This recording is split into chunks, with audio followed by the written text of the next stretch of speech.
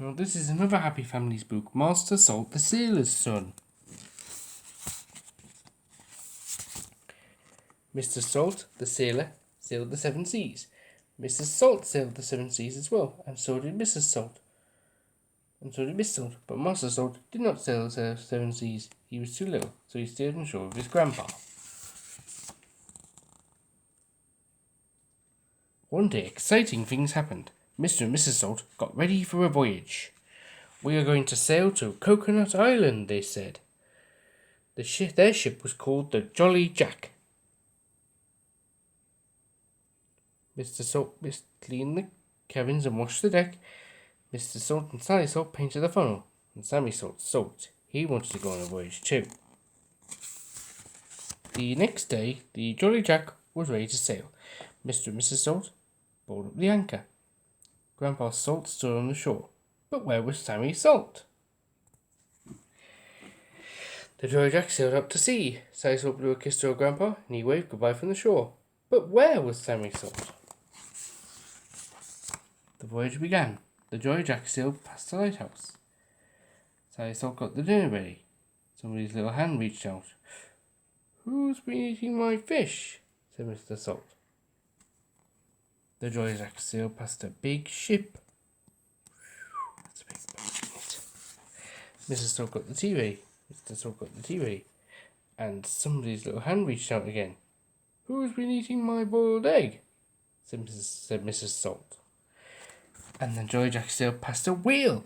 Mrs. Salt got the supper ready. Somebody's little hand reached out again. "Who's been drinking my cocoa?" asked Sally Salt. In the night, strange things happened. Sally Salt woke up. She said her nose kept tickling. "Don't be silly, Sally," said Mr. Salt. Then Mr. Salt went to bed and he woke up. "My nose keeps tickling," he said.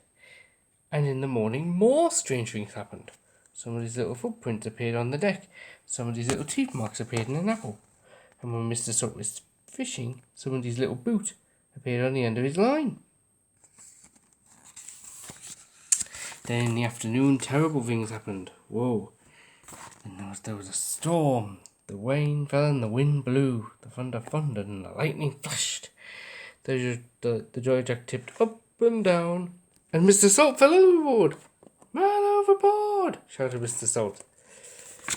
Mrs. Salt came to the rescue. But still the Jolly Jack tipped up and down. And she fell overboard. "Woman overboard!" shouted Mr. Salt.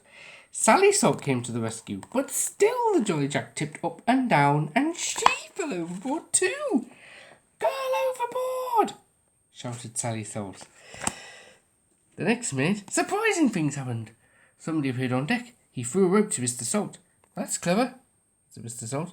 He threw a lifeboat to Mrs. Salt. "Just what I need," Mrs. Salt said. He threw a rubber ring to Sally Salt. She did not say a word, but he rescued them all.